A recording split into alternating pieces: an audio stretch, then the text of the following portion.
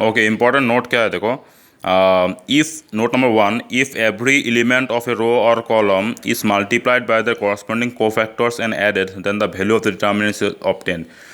हाँ, इसका मतलब क्या है, अगर आप हर एक एलिमेंट के साथ उस एलिमेंट का कोफैक्टर को मल्टीप्लाई करते हो ऑफ ए पार्टिकुलर रो और कॉलम, तो अगर आप उसको प्लस करने के बाद हम लोग को क्या मिल जाएगा, we shall get the value of the determinant. And अगर if every element of a row और column is multiplied by the corresponding cofactors of another row और column and added then the result is zero. तो अगर कोई particular रो और column का हर एक element को दूसरा कोई रो का कोफैक्टर के साथ अगर मल्टीप्लाई करके प्लस कर देते हैं, देन हम लोग को रिजल्ट क्या मिल जाएगा, जीरो हो जाएगा। ठीक है, so you can find a means you can check it by taking an example. Okay, now important हम लोग heart of determinant, that is the properties of determinant, सबसे important portion अभी स्टार्ट हो रहा है। ठीक है, तो प्रॉपर्टीज, डिटरमिनेंट का कुछ प्रॉपर्टीज़ है जिसके हेल्प से हम लोग कुछ क्वेश्चंस कर पाएंगे एक्सरसाइज का। तो पहला प्रॉपर्टी आपका क्या है, if all the elements of any row और column be zero then the value of the determinant is zero. ठीक है, अगर एक डिटर्मिनेंट का कोई भी रो का हर एक एलिमेंट বা कोई भी कॉलम का हर एक एलिमेंट अगर जीरो होता है तो ऑटोमेटिकली उस डिटर्मिनेंट का वैल्यू क्या हो जाएगा, जीरो हो जाएगा। तो आप देख सकते हो इसमें रो 2 जो है 0 0 0, इसका रो का हर एक एलिमेंट क्या है, जीरो, तो डायरेक्टली इसका डिटर्मिनेंट का वैल्यू क्या हो जाएगा, जीरो हो जाएगा। आपको मतलब आप एक चेक कर सकते हो, you can take an example and check. Okay, number 2, property number 2 क्या बोल रहा है, the value of a determinant remains unaltered if rows are changed into columns and columns into rows in symbol r is interchanged into columns। मतलब unaltered का मतलब क्या है, unaltered का मतलब है अनचेंज, अनअल्टर्ड का मतलब क्या है, अनचेंज। तो अगर आप कोई भी अगर आप रो को कॉलम के साथ इंटरचेंज कर देते हो तो उससे वैल्यू ऑफ द डिटर्मिनेंट पे कोई इफेक्ट नहीं पड़ेगा। ठीक है, जैसे मैंने एक छोटा सा डिटर्मिनेंट ले लिया ऑर्डर 2 का, तो 1748, तो इसका वैल्यू मैंने कैलकुलेट किया -20 आया। ठीक है, तो अभी मैंने क्या रो और कॉलम को इंटरचेंज किया है, क्या रो एंड कॉलम को इंटरचेंज किया। तो रो देखो, अभी ये जो पहला रो था 17, ये बन गया पहला कॉलम 17। सेकेंड रो था 48, ये बन गया सेकेंड कॉलम 48, तो रो बन गया कॉलम, राइट। तो अभी इसका आप वैल्यू कैलकुलेट करो, वैल्यू कैलकुलेट करने के बाद आपको कितना आ रहा है, -20 आ रहा है। तो देखो मैंने रो को कॉलम पे बदल दिया लेकिन उससे वैल्यू पे कोई फर्क नहीं पड़ रहा है। ठीक है, तो वही ये प्रॉपर्टी बोल रहा है, अगर आप रो को कॉलम पे इंटरचेंज कर देते हो उससे कोई वैल्यू पे फर्क नहीं पड़ता है। Alright, this is property number 2। Okay, property number 3 देखो, प्रॉपर्टी नंबर 3 में क्या बोल रहा है, इफ एनी टू रोज और columns of a determinant are interchange the resulting determinant is the negative of the original determinant in symbol R I is interchange with R J और C I is interchange with C जे।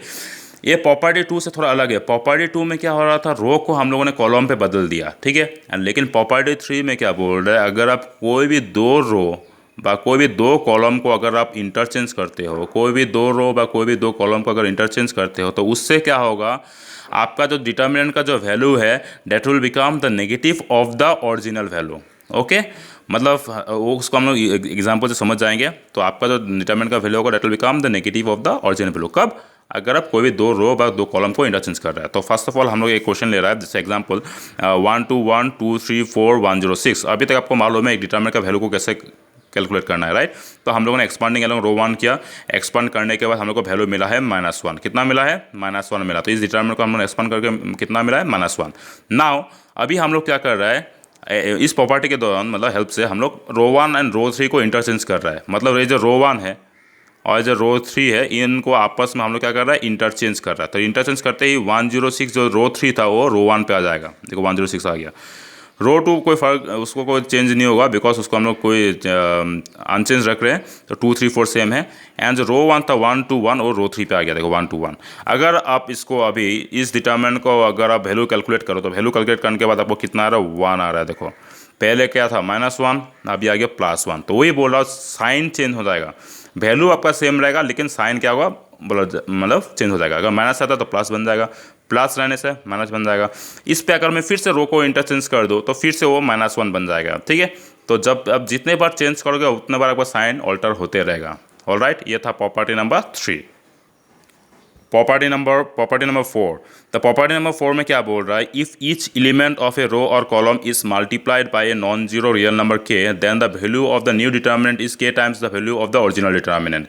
मतलब इसमें क्या बोल रहा है, अगर आप कोई भी पार्टिकुलर रो या कोई भी पार्टिकुलर कॉलम के साथ अगर एक नॉन जीरो मतलब जीरो छोड़ के बाकी कुछ भी ले सकते हो, नॉन जीरो रियल नंबर की अगर मल्टीप्लाई करते हो तो आपका जो ओरिजिनल डिटर्मिनेंट का जो वैल्यू है उसके साथ भी ओके मल्टीप्लाई हो जाएगा।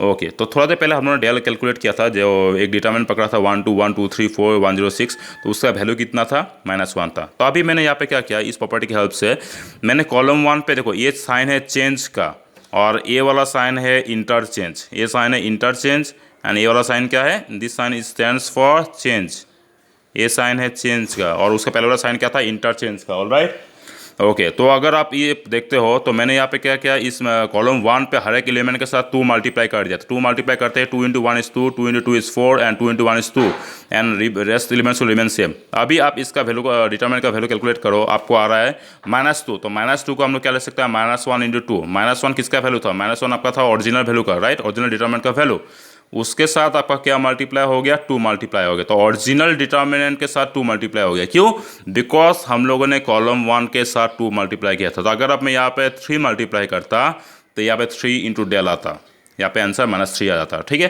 तो बहुत ही इंटरेस्टिंग ये प्रॉपर्टी है। ओके, प्रॉपर्टी नंबर 5 बहुत ही सिंपल प्रॉपर्टी है। क्या बोल रहा है, if any two rows columns of a determinant be identical then the determinant is equal to 0। तो in symbol C I equal to C J और R I equal to R J.